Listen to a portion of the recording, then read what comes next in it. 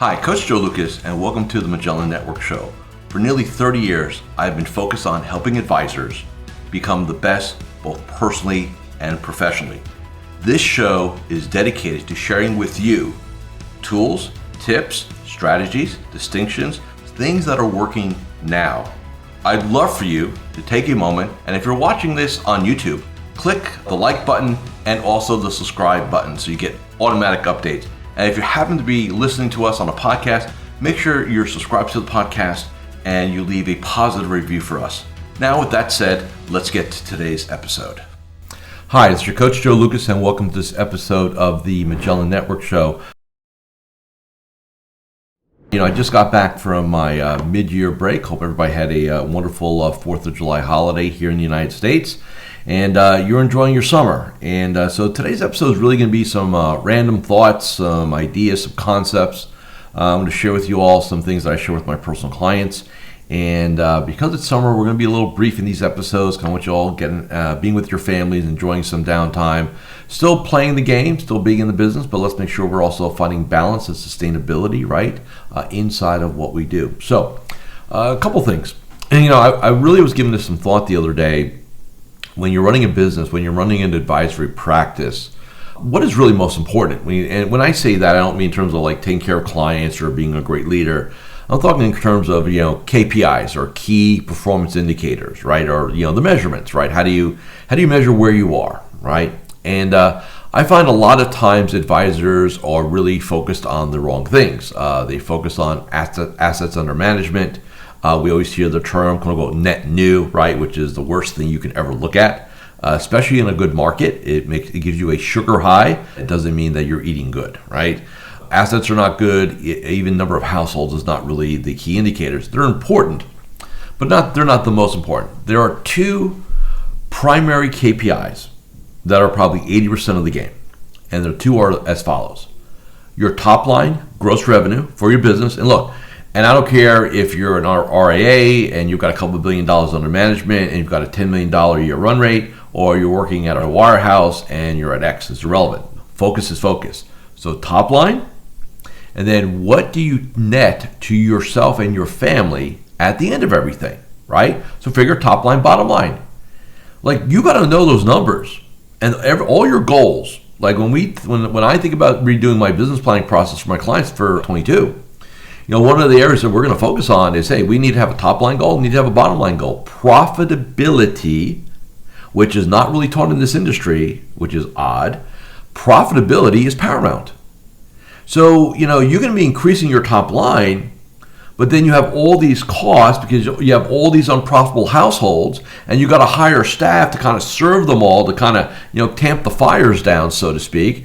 And at the end of the day, you could have a $2 million top line, but you're only netting out $300,000, $400,000, right? And look, I've got clients that will net out $500,000 working from home with a part-time assistant, right? So remember, do not get caught up in, oh man, my business does $3 million a year. And I say, yeah, but what's your W-2? What's your K-1? Tell me the bottom line. And they got $3 million top lines and $500,000 bottom lines. So man, that's a lot of moving parts, right? If you think about it. So what I'm saying is measure what matters. What matters is top and bottom line. Okay, that's number one. Okay, number two. If you've been listening to me, watching me for any length of time, let me give you some of my core beliefs about being a financial advisor. Number one, this is the only profession that I'm aware of that you can do it all, have it all. So what do I mean by having it all?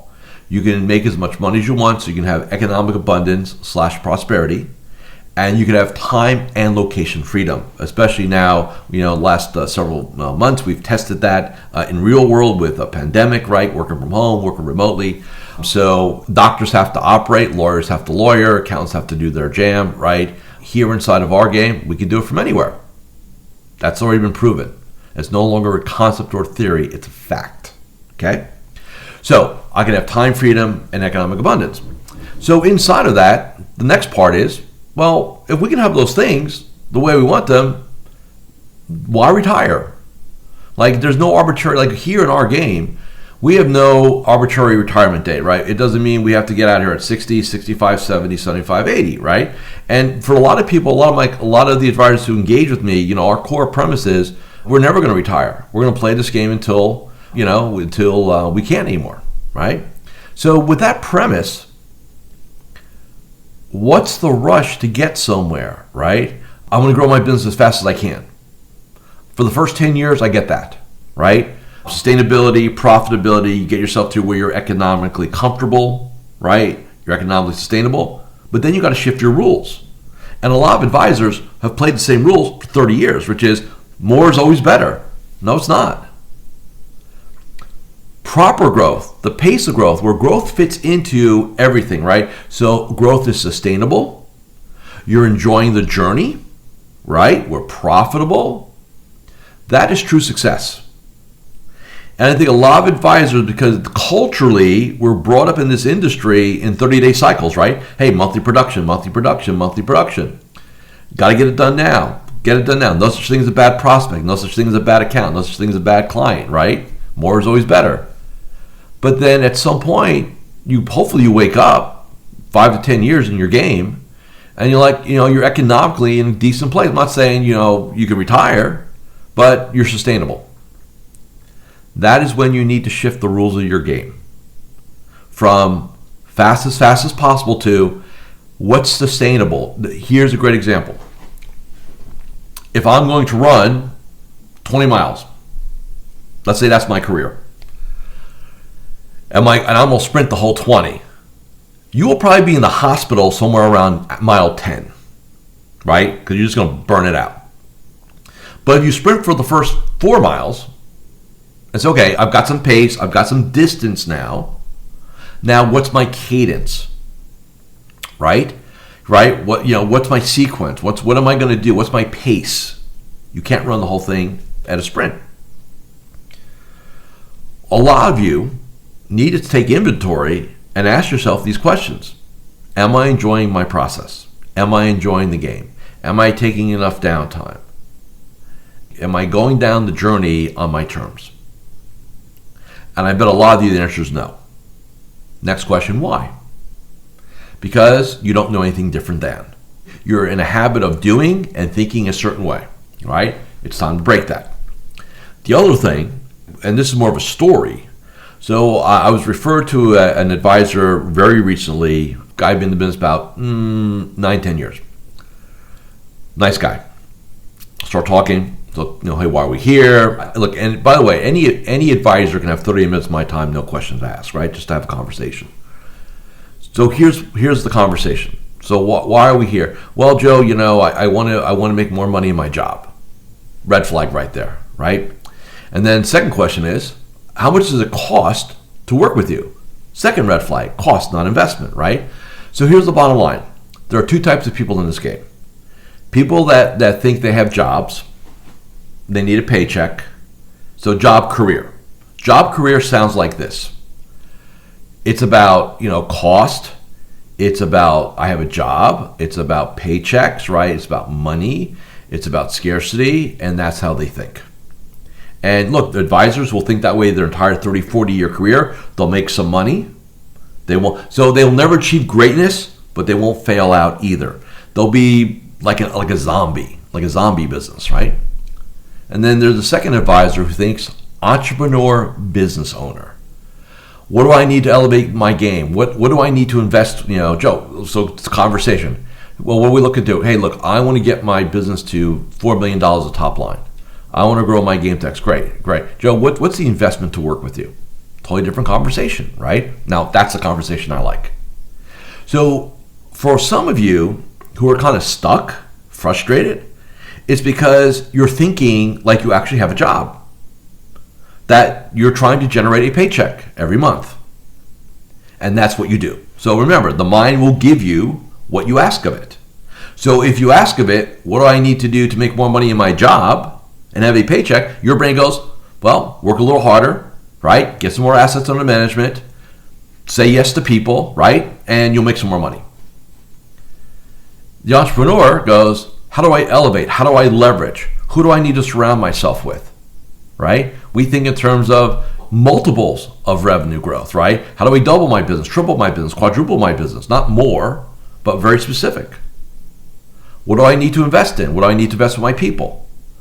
Ask your brain different questions, get a different set of answers, get a different outcome, different path. All change starts with a change of thought. Inside that change of thought, you get a differential in languaging, which now opens up different doors. Last thing, because I said we want to keep this kind of brief.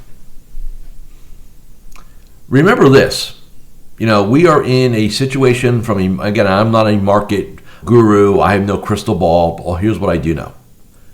Many of you have not thought about, because you think it's negative, well, what do I do when the market goes down 20 or 30%? And by the way, that is not manifesting negative thoughts. It is called preparation. Most of you have not exercised that muscle in quite some time. You had a little taste of it last March, right? Then everything kind of popped back up, right? The last time we had anything substantive was the fall of 2008 and spring of 2009. That's well over a decade ago.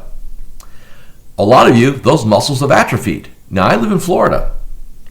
Every May, you know what we talk about in Florida? Hurricane season. Hurricane preparation. Now, does that mean we're thinking negatively? That we're trying to manifest a category 5 over our roofs? No. But we're going to prepare so that if it happens, we have a game plan and we're not like, oh my God, what are we going to do? Make sure you and your team have a plan how you're going to handle a 20 to 30% correction.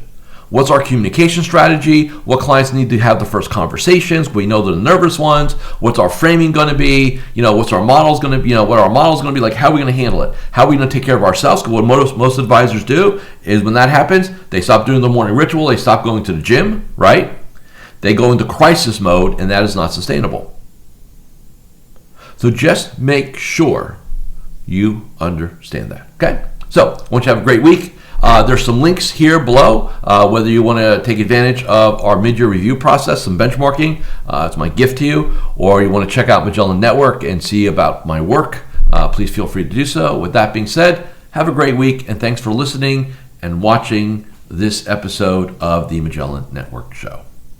Thank you for watching or listening to this episode of the Magellan Network Show. Hey, if any of this resonated with you, I invite you to come to MagellanNetwork.net, and we have a powerful group coaching community of like-minded advisors.